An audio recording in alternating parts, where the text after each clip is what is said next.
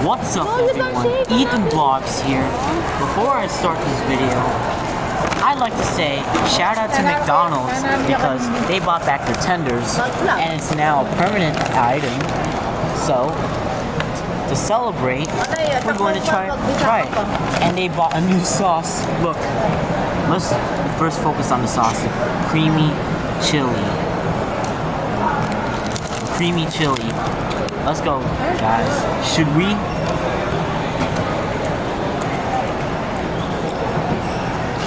Yum.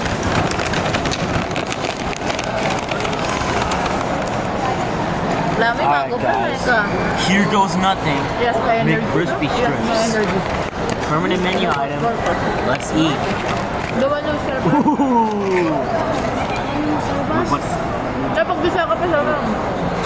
Let's try with crispy chili.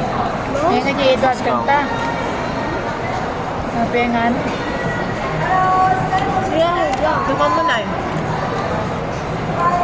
It tastes good.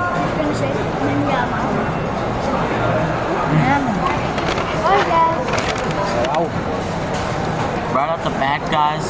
It tastes crispy.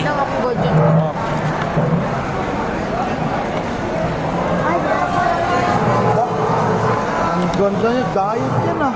Like what I found in a Peep This Out video. Ian, he reviewed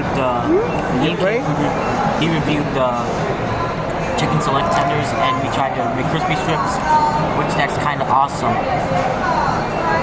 Oh, I forgot.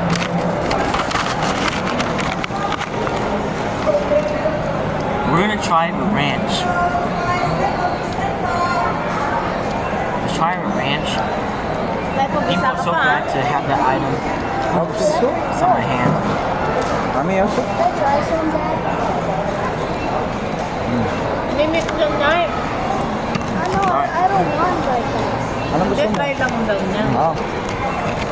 Isa to may na lemon. Ayun o. Comes a tender with ranch.